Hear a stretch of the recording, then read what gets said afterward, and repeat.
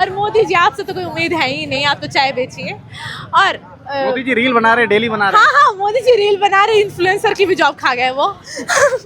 मुझे अपने कास्ट पे घिन आती कि मैं ब्राह्मण समाज से, मुझे गिल्टी है भाई कि मेरे पूर्वजों ने छुआछूत करा है। उन्हें गिल्ट महसूस होता है? जी जी, मैं गिल्ट में हूँ कि मेरे पूर्वज की वजह से किसके मुंह के सामने मटका टंगाया गया था, किसी के पीछे किसी को गिल्ट नहीं, गाली, उनका नाम, उनका सरनेम गाली बन गया मेरे पूर्वजों की वजह से। I am really guilty about it. और मैं अपनी सरनेम इसलिए लगाती हूँ क्योंकि लोग आके मुझे गाली दे, मेरे पूर्वज को गाली मैं खा रही हूँ।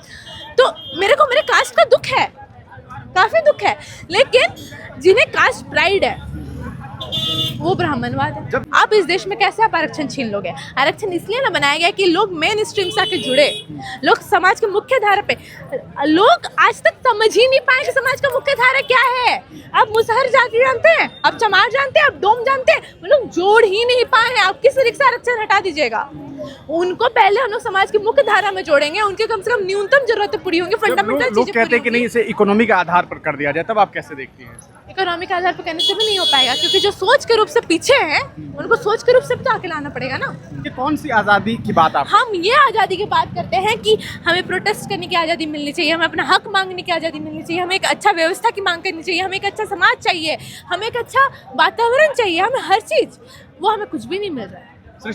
अगर उनके केस में दम है तो हियरिंग करवाएं। 6 साल से बंद है।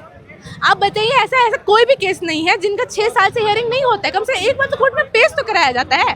कोर्ट में पेश नहीं कराया गया है उन्हें। बैठ सकते, तुम भी उसके बगल में ठाट से कुर्सी में बैठेगा और तुम आंखों में आंख डाल के बोलेगा, अरे हम जमा रहे बे, तुम झा है। हम लोग सर्जिल इमाम और उमर खालिद को बिल्कुल सपोर्ट करते हैं, क्योंकि वो इस देश के लिए लड़ रहा था। वो ये कह रहा था कि पूरा देश को समानता के रूप से देखा जाना चाहिए, पूरे देश को स्वतंत्रता मिलनी चाहिए। स्वतंत्रता किनसे? तो इन ब्राह्मणवादी सोच से।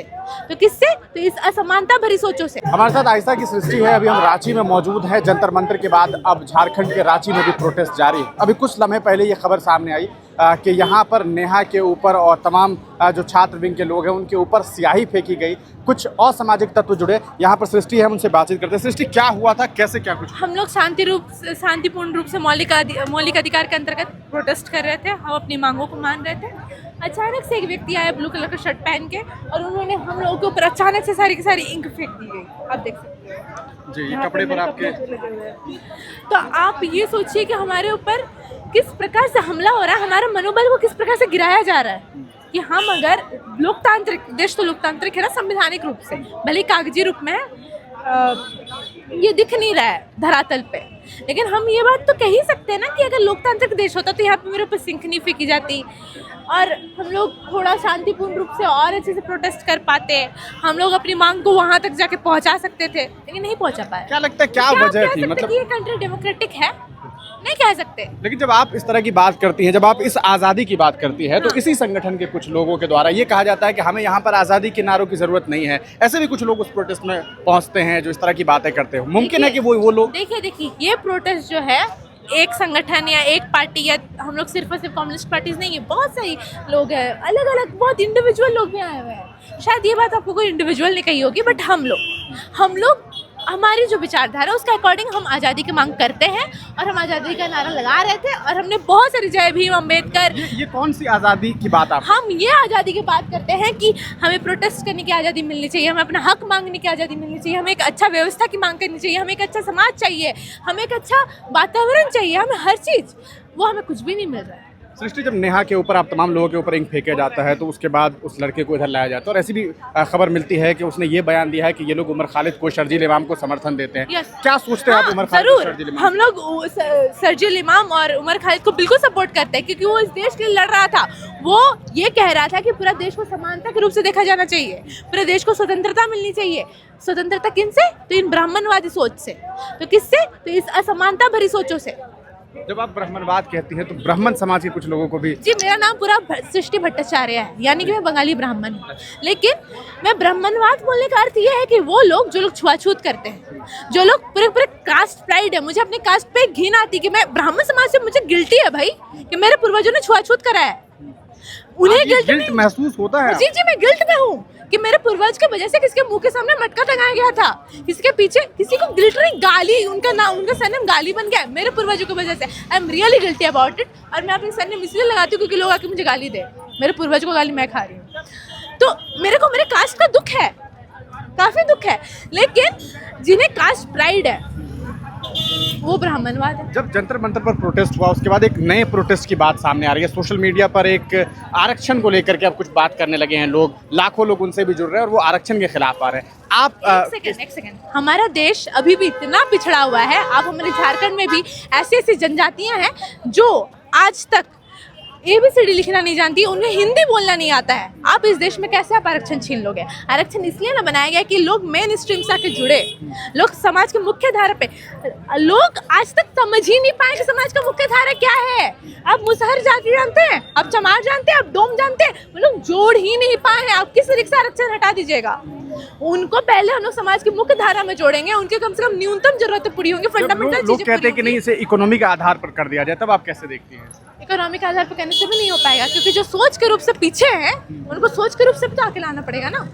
उनको भी तो बताना पड़ेगा कि जो समाज है उसमें कोई ऊंचा नीचा नहीं है।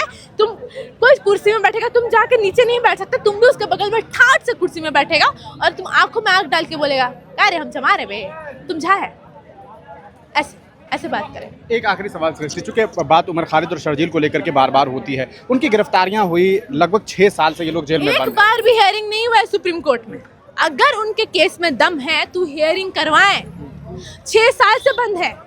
आप बताइए, ऐसा कोई भी केस नहीं है जिनका 6 साल से हियरिंग नहीं होता है। कम से एक बार तो कोर्ट में पेश तो कराया जाता है, कोर्ट में पेश नहीं कराया गया है उन्हें। क्या लगता है क्या गुनाह है? क्या वाकई अल्पसंख्यक मुसलमान होने की वजह से? अल्पसंख्यक मुसलमान होने की बात ही नहीं हो, सरकार डरती है उन लोगों से, इसलिए उन्हें भरा गया है, राजनीतिक कह दिए हैं वो। तो उमर खालिद से क्यों डरेंगे? उमर खालिद से इसलिए डरेंगे क्योंकि उमर खालिद उनके, अरे वो दिमाग से मुसलमान नहीं है ना, जैसे मेरा नाम ब्राह्मण है, मैं दिमाग से ब्राह्मण नहीं हूँ। दिमाग से मुसलमान क्या होता है? दिमाग से मुसलमान वो होता है ना जो कि सच में अल्लाह को मानता है। वो अल्लाह नहीं मानता, ही इज एथिस्ट, वो एथिस्ट है। वो अल्लाह को मानना तो गलत नहीं है ना? गलत नहीं है, लेकिन वो कट्टर नहीं है ना अपनी चीजों को लेके, वो सबको लेके चलने की बात करते हैं, पूरे देश को बराबरी की पूरे देश को बराबर सोचते हैं, पूरे देश को बढ़ाना चाहते हैं। और ये जो क्या है? नहीं, फुट डालो राज करो की जो नीति है वो उसके अगेंस्ट है, और इस अगेंस्ट होने के चलते उन्हें जेल में रखा गया। अच्छा, अगर सरकार नहीं सुनती है झारखंड की सरकार, तो किस तरह से आप लोग डील करेंगे? हम लोग ये बार बार करेंगे, ऐसे धरने बार बार होंगे।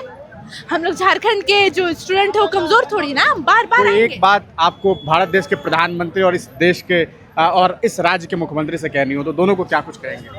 सर आप लोग दोनों, स्पेशली हेमंत सर से, सर हम आपको बहुत उम्मीद से वोट दिए थे कि आप मोदी जी से बेहतर होंगे, आप फिर से मोदी जी के ही नक्शे कदम पे हैं, पहली बात तो ये। और मोदी जी आपसे तो कोई उम्मीद है ही नहीं, आप तो चाय बेचिए। और मोदी जी रील बना रहे, डेली बना रहे। हाँ, मोदी जी रील बना रहे, इन्फ्लुएंसर की भी जॉब खा गए वो। और हेमंत सर से, सर प्लीज मोदी जी का नक्शे कदम छोड़ दीजिए, नहीं तो अगली बार आप भी नहीं रहिएगा। तो ये सृष्टि है और साफ तौर पर ये कह रही है कि जो आंदोलन है ये आंदोलन जारी रहेगा, और इस आंदोलन को तब तक जारी रखा जाएगा जब तक के छात्रों को उनका हक नहीं मिल जाता। ये अभी हम जहां मौजूद है यहाँ से बस कुछ ही कदम की दूरी पर विधानसभा है झारखंड का, और झारखंड विधानसभा के बाहर तक जो है सीधे तौर पर बिरसा मुंडा चौक से तमाम जो नेहा है और AISF और AISA की तरफ से जो है एक बड़ी तादाद में संख्या में भीड़ जो है वो पहुंची थी, ताकि छात्रों के हक और हुकूक की बात की जाए, JPSC और JSSC में हुई धांधली को रोका जाए, और इसको लेकर के इन लोगों ने प्रोटेस्ट किया। लेकिन बीच रास्ते में नेहा के ऊपर जो है वो हमला किया गया, नेहा के ऊपर जो है वो स्याही फेंकी गई और बहुत सारे छात्रों के ऊपर स्याही फेंकी गई। तो इस पूरे मामले पर आप क्या सोचते हैं? अपनी प्रतिक्रिया कमेंट सेक्शन में जरूर लिखिएगा।